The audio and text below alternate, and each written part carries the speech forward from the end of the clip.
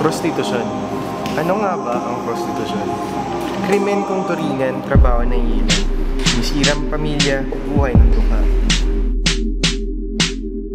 Parang sa club, ang sabi nila, mahirapan kang makakita kung biglang nagdilim matapos ng liwanag.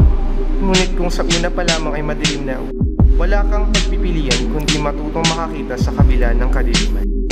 Prostitusyon. Isang gawain hindi mo na naising sumagi sa iyong isipan. Prostitusyon, sumpa ng aking kabataan. Ako si Roberto Topacio. Maagang naulila ng magulang, isang aksidente ang nagwaksi sa kanilang buhay, pati na rin ang aking alaala sa kanila. Himo at tanino nila, hindi ko matandaan. Tanging larawan na lamang ang nagpakilala sa kanila sa akin at sa aking kapatid. Lumaki kami sa pangangalaga ng aming tiyahin. Bata pa lang ako ay minulat na ako sa tiyahin ko sa maling landas. Kaya't nung namatay siya, ito pa rin ang kinagisnan kong trabaho. Pre, ikaw na next. Sige.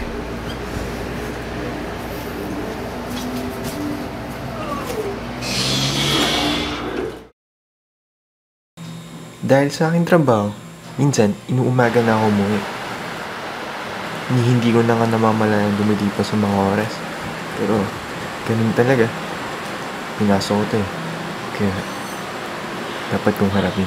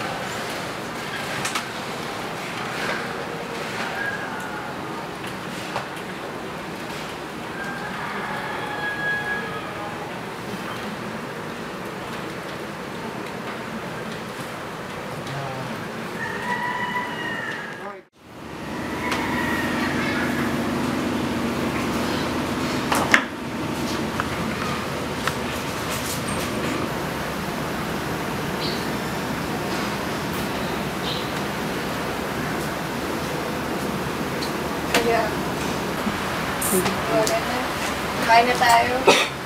Sige, easy. Unaan na kumain, tsaka sinuod ako eh. Tsaka kakauwi ko lang kanina. Oh, sorry at yan lang. Salamat kuya. Ingat. Lahat ay ginagawa ko para sa aking kapatid. Hanggat sa maaari ay ayaw ko na ako'y magkukulang. Pero minsan nakukonsensya na din ako kasi galing sa madumi at masamang paraan ang pinapakain ko sa kanya. Sinubukan kong magbagong buhay, nagganap ng magandang trabaho, ngunit ang prostitusyon ay nagsilbing aking tanikala. Morning, ma'am.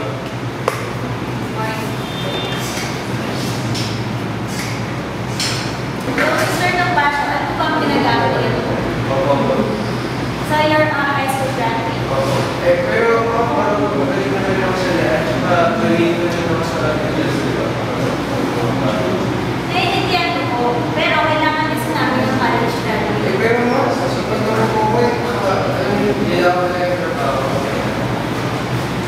Sorry, Mr. Roberto, pero hindi ka man talaga college.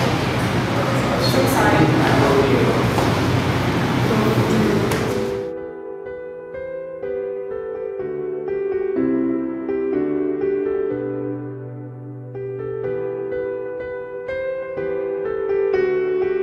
Maraming tumanggi at nagbaliwala sa aking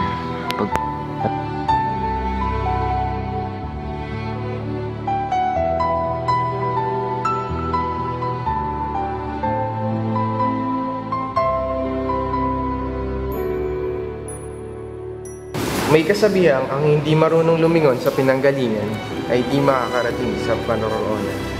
Ngunit ako, kung ano ang aking pinanggalingan, siya rin kinahantungan. hindi binigyan ng pagkakataong magbago. Prostitusyon. Prostitusyon. Ako'y di makawala sa aking talikalan. Naghihintay ng tawag. Oo, galing sa isang customer. Kahit sino, basta marunong magbayad. Nars daw ba dadali yung customer? Kasi sabihin mo, nakaputi akong jacket. Tapos, basta kita na lang kami dito. Starbucks. Okay, sige. Thank you.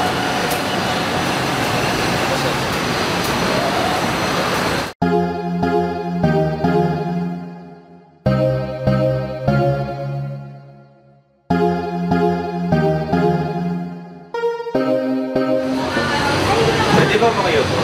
Kasi, Mahirap lang na Hinihintay kaya na? okay. Bye. Bakit may hinihintay eh?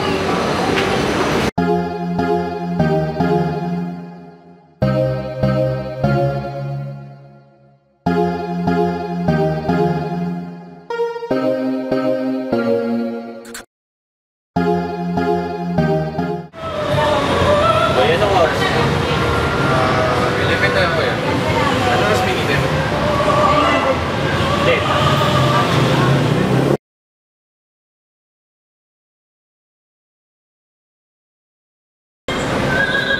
Yan ang oras. 12:15 na. Okay, hindi na yata narating yung mga Okay. tara, haliyan na lakad na dito. Hindi ako kasi dala dito. Thank you, ah. Okay na, Pogi. Okay sa'yo.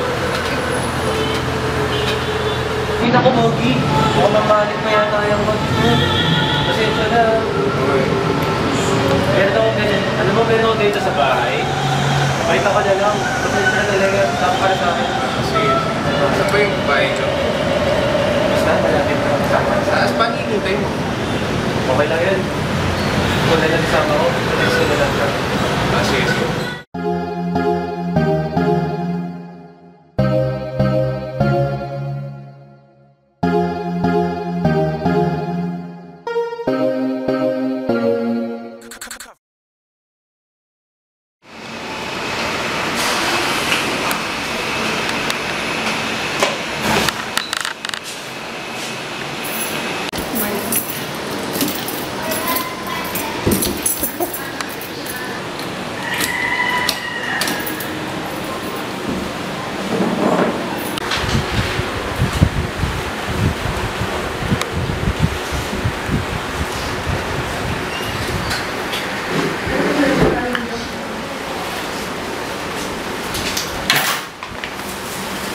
Uy, naalala ni Kuya. Wow.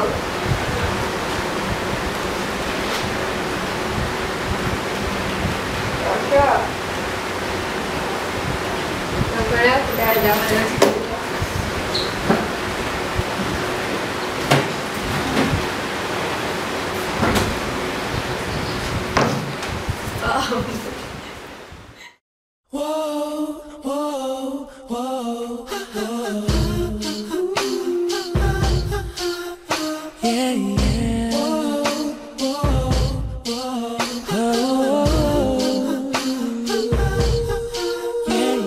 Stressed out, uptight, overworked, wound up, unleash what you...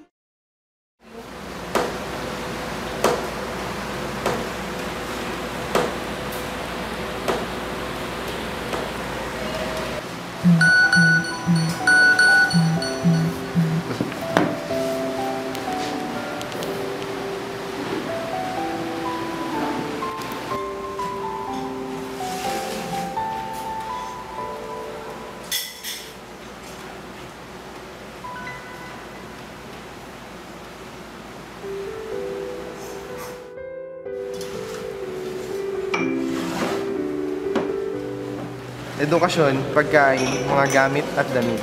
Akala ko, yun na lamang ang kanyang mga pangangailangan. Ngunit ito, isa sa aking mga kamalian. Pasensya ka na. Ako naman talaga yung hintay ko. Actually, nung nakitable tayo kanina, hindi naman kayo hinihintay ko. Bakit ba ito? Ba't mo napili ito trabaho ito? Actually, ginagawa ko to para sa kapatid mo. Actually, birthday niya nga ngayon. 17 years old na siya. Alam mo, may anak rin akong lalaki. Nakakatulad mo. Di kayo nagkakamali ng edad eh. Nung bata pa lang, nagkahiwalay na kami. Sa mga kabilang buhay na. Kaya ito, ito ako eh. Ito niya. Maraming salamat nga pala. Sige, nandiyan yung pagkain. Kung gusto mo kumain. At nandiyan yung katulong. Sige.